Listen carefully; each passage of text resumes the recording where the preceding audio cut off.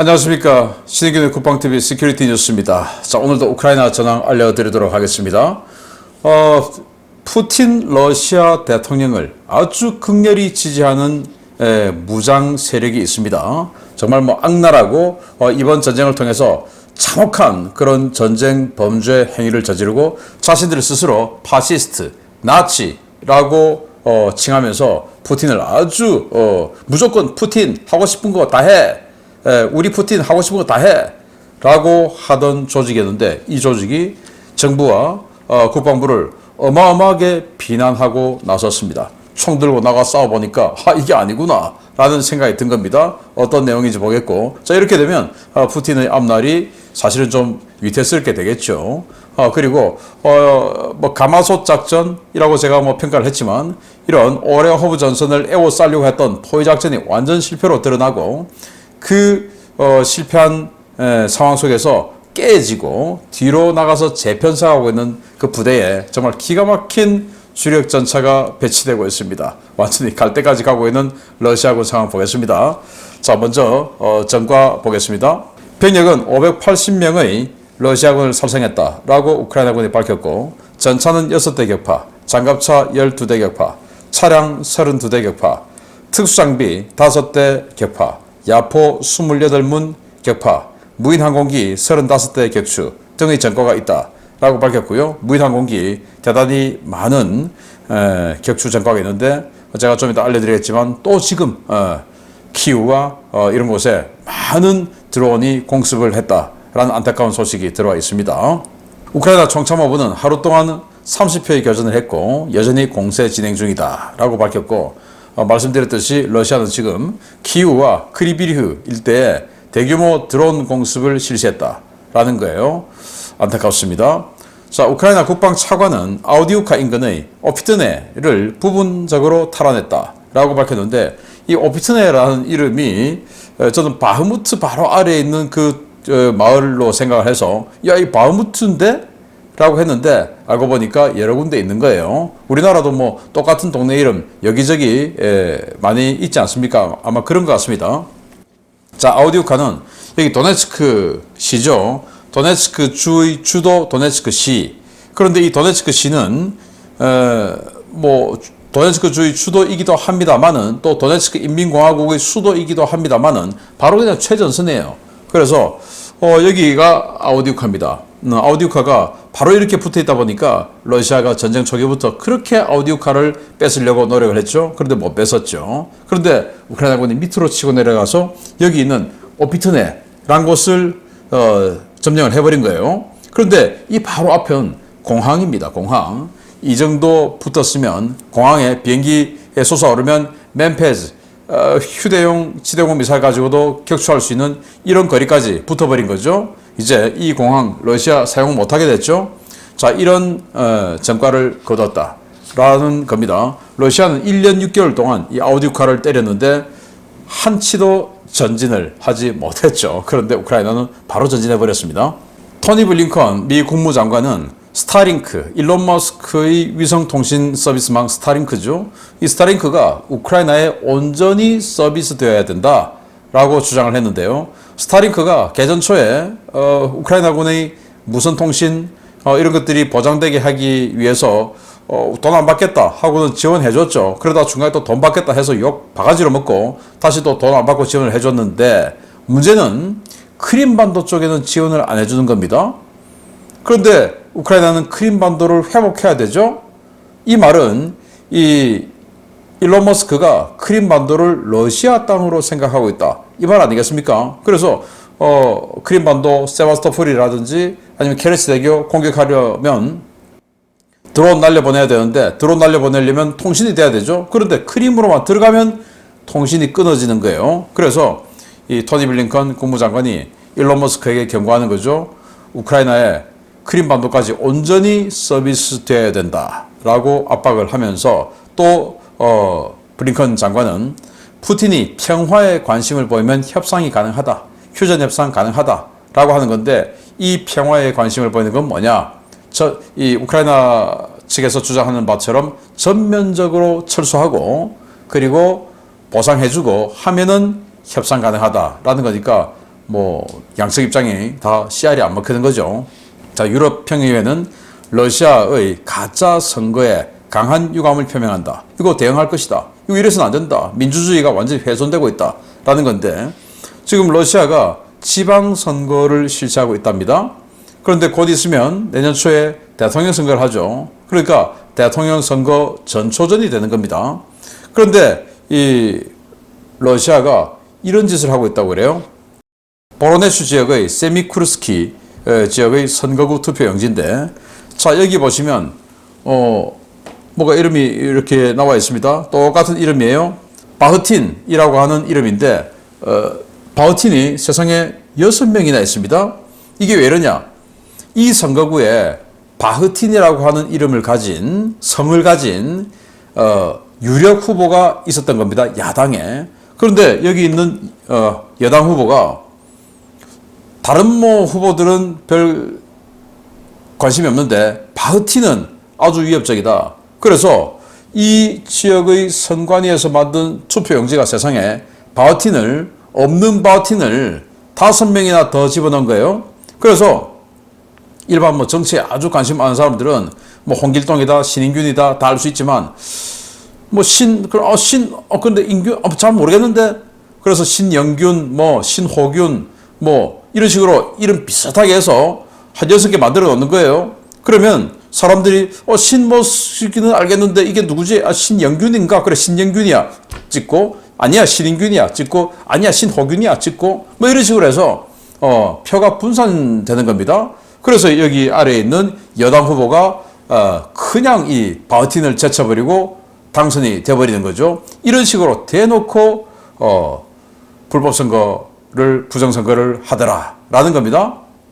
이걸 이제 민주주의를 훼손하는 거다라고 경고를 했는데, 정말 이 경고받아 마땅하지 않습니까? 우리도 앞으로 선거해야 되는데 이런 일 생기면 안 되겠죠. 물론 이렇게까지 한심하게 조작을 안 하겠지만, 그래도 워낙 의혹들이 많으니까 이번 선거만은 아주 깨끗하게 전혀 의혹 없는 그런 선거가 되주길 바라고. 자, 또 놀라운 것은 헤르손, 자포리자, 또 뭐 루한스크, 도네츠크, 이번 이 전쟁 기간 중에 추가로 점령된 부분이 있죠. 거기서도 선거를 한 겁니다. 그런데 거기에서도 놀랍게도 지금 이 통합 러시아당, 여당이죠, 푸틴의 정당이 70%를 득표했답니다. 그 이상을. 그러면 그 헤르손에 있는 사람들, 또 자포리자에 있는 사람들이 전부 푸틴 정당을 지지하나? 그건 아니고, 이 러시아 시민증을 받은 사람만 투표를 할 거 아니겠습니까? 안 받은 사람이 더 많은 거죠. 그래서 받은 사람 중에서도 부정선거하고 또 30%는 진짜로 안 찍고 해서 푸틴 인기가 별로 없다라는 걸 알 수가 있는데, 아무튼 이런 부정선거를 하고 있답니다. 우리가 반면교사로 삼아야 되겠습니다. 수로비킨 장군이죠. 이 수로비킨 대장은 지난 바그너 그룹의 반란 때 권총 차고 인터뷰했다가 그로부터 사라졌죠. 그래서 죽었는 줄 알았는데 죽지 않고 아주 한직으로 좌천됐답니다. CIS, 즉 독립국가연합의 국방장관협의체, 그 아래에 방공조정협의회 의장이 됐답니다. 그러니까 러시아, 뭐 카자흐스탄, 뭐 우즈베키스탄 등등 이 독립국가연합체가 있는데, 그 연합체의 국방장관 아래에 방공조정협의회 의장으로 되어서 목숨은 건졌지만 이렇게 한직으로 가서 쓸쓸하게 있다라는 것을 알 수가 있고요. 미국 전쟁연구소 ISW는 우크라이나가 크리치슈카, 즉 바흐무트 아래죠, 여기와 로보티네 방면에서 추가 진격이 있다라고 했는데, 지도상은 뭐 제 눈에는 똑같아 보입니다.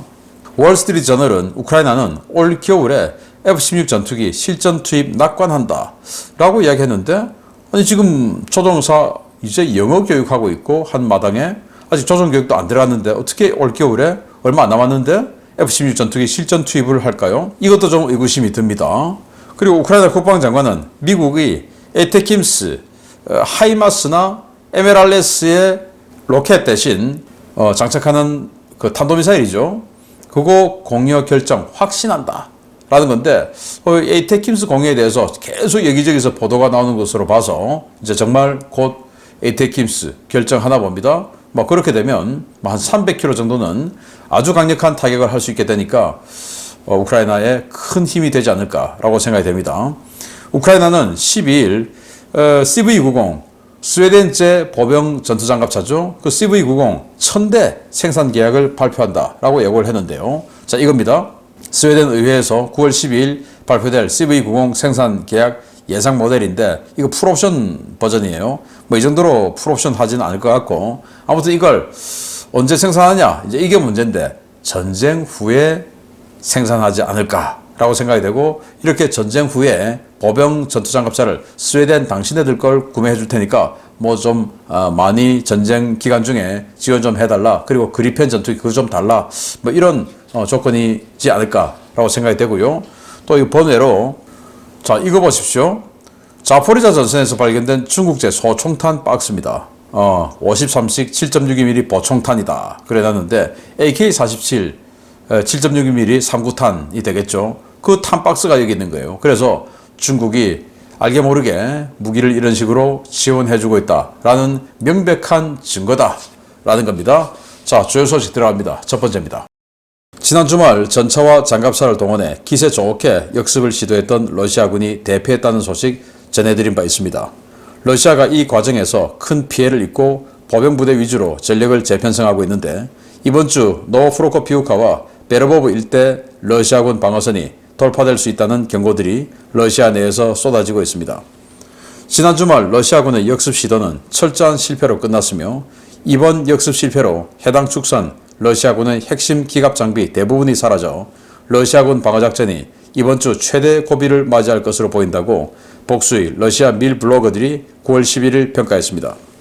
이들은 러시아군이 지난 주말 공수군 부대를 중심으로 실시한 역습이 우크라이나군에 의해 완전히 차단되었으며 별다른 성과를 거두지 못한 채 큰 피해만 입고 실패했다고 평가했는데요.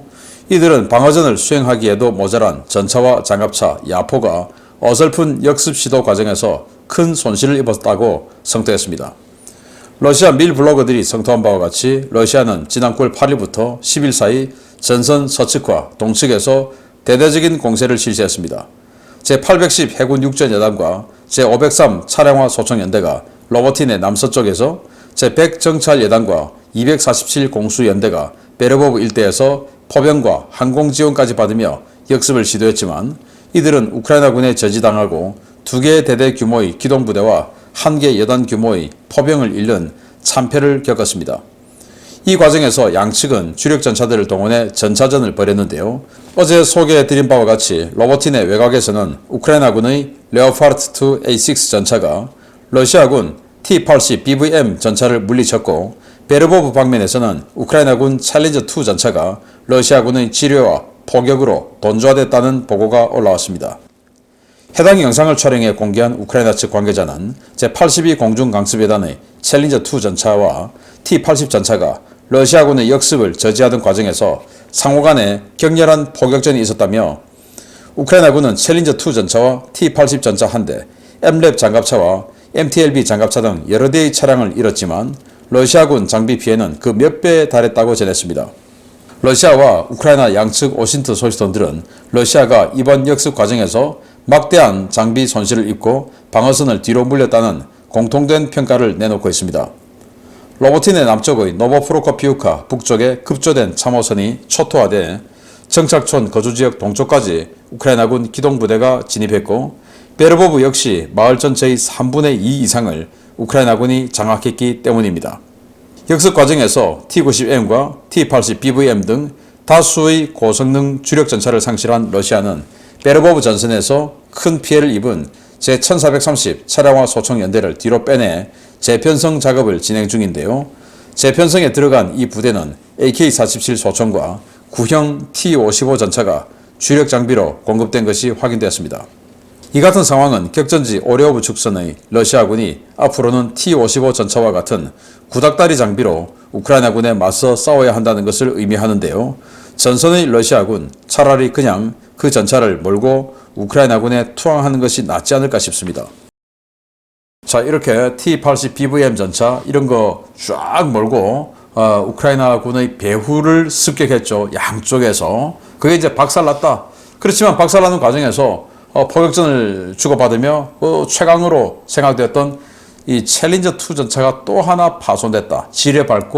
지뢰밟아서 궤도 이탈한 상태에서 포격맞고 이제 파괴됐다라는 건데, 이걸 촬영한 것도 우크라이나군이 촬영한 거예요. 그래서 이건 다시 끌고 올 수 있다. 그래서 재생할 수 있다라고 밝혔는데, 제가 보기에도 재생할 수는 있을 것 같습니다. 아무튼 이 정도로 치열하게 벌어졌는데, 이거보다 훨씬 더 큰 피해를 러시아군이 입었다라는 거죠. 그래서 1430 차량화 소총 연대를 뒤로 빼서 재편성 중인데, 이제 무기가 없으니까 1950년대, 60년대에 쓰던 AK-47을 주고, 그리고 전차는 이걸 주더라 이겁니다. 자, 이 영상입니다. 이게 1430 차량화 소총연대가 우리 새 전차 받았어 하고 홍보 영상 올린 겁니다. 자기들이 부끄러운 줄도 모르고 이렇게 올린 겁니다. 정말 기가 차죠. 그래서 자, 이게 뒷모습, 또 이건 앞모습인데, 뒤나 앞이나 이렇게 양쪽을 다 봐도 아무런 추가 장비 없는 완전히 그냥 깡통 버전 그대로입니다. 증가장갑, 폭발 반응 장갑 하나도 없고 완전히 깡통 버전이고, 하다못해 포구도 좀 닦아서 주지 새카만 거 그대로입니다. 이렇게 뭐 녹이 이렇게 많이 쓰고 새카매서 포탄이 제대로 나가겠는가 좀 의심스럽기도 한데요.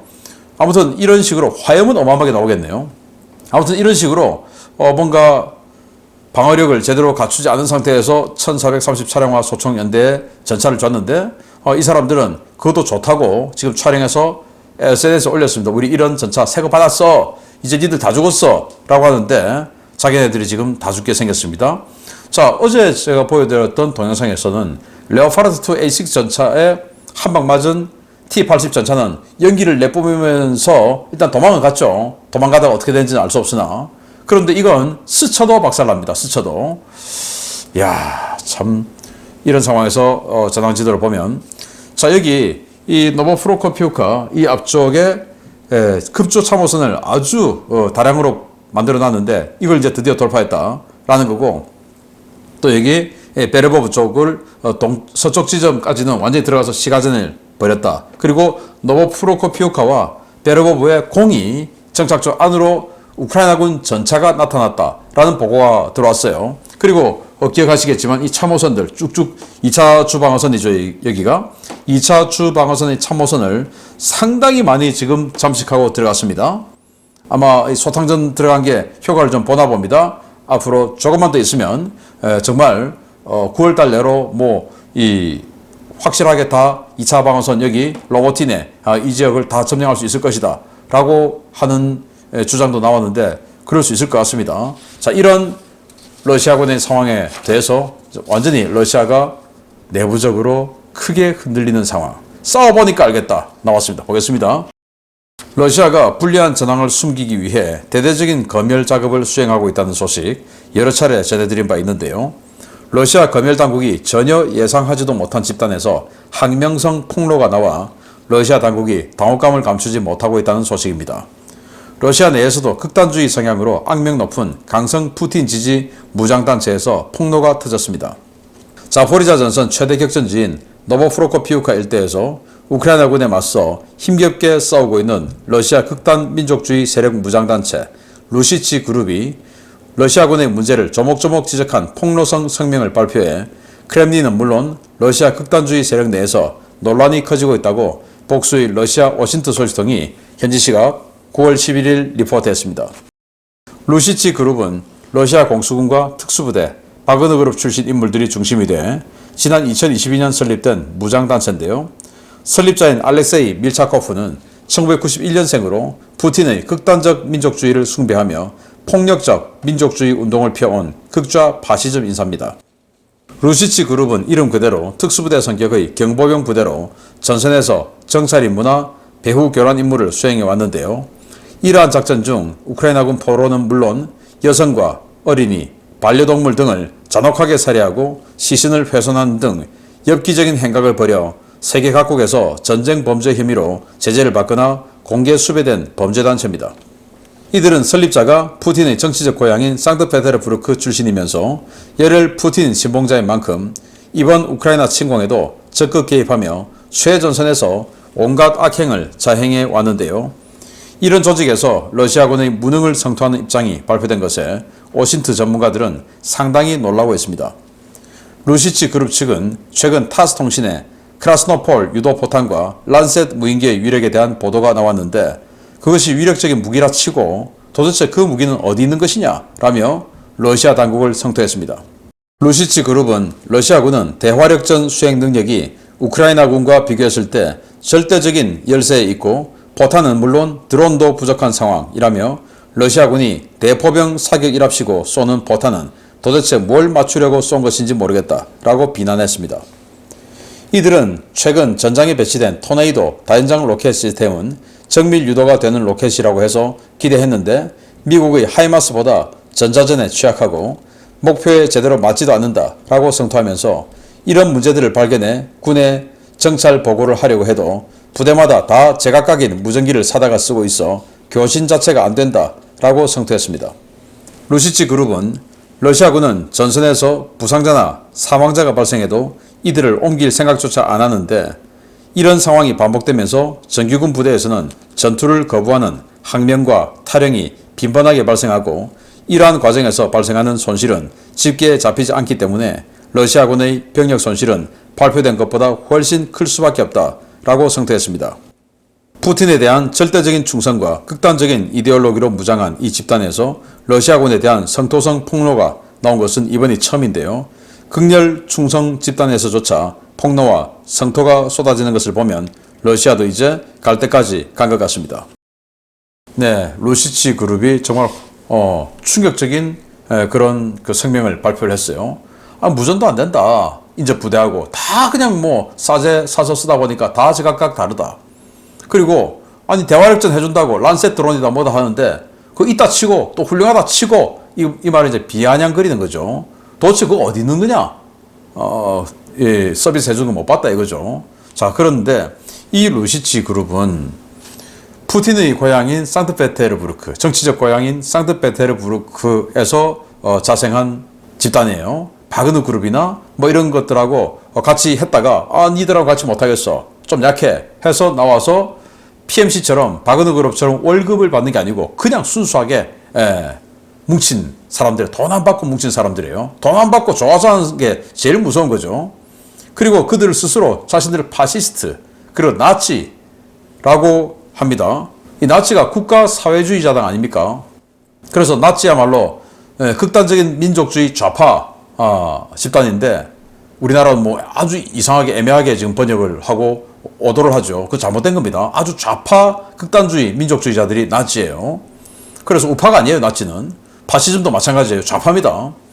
그래서 이 좌파 세력들이 얼마나 잔악한 짓을 했냐. 우크라이나군 포로 잡으면 참수를 해버려요. 여성을 강간해버려요. 어린이, 지나가는 어린이에게 그냥 헤드샷을 날려요. 이게 말이 됩니까? 애완견 반려견을 잡아다가 사지를 찢어버려요. 그걸 SNS에 올리는 자들입니다.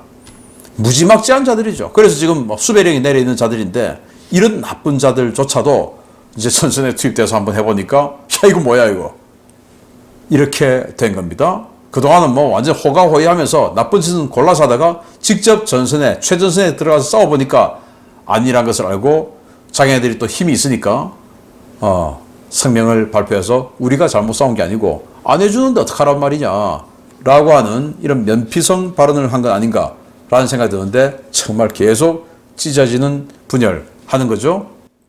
그래서 이 자들의 말이 저는 다 사실이라고 봅니다. 화력 지원 안 되고 화력 지원돼도 정확한 것도 없고 뭐 통신도 안 되고 뭐 전부 거짓말이고 전장에 전 탈행병 뭐 이런 것들은 흘러 넘쳐 있고 그리고 부상자 옮겨주지도 않고 이게 그대로 생생하게 증언한 것이다 라고 보기 때문에 이게 바로 러시아의 현실이다. 곧 망하겠죠. 계속 알려드립니다. 마치겠습니다. 감사합니다.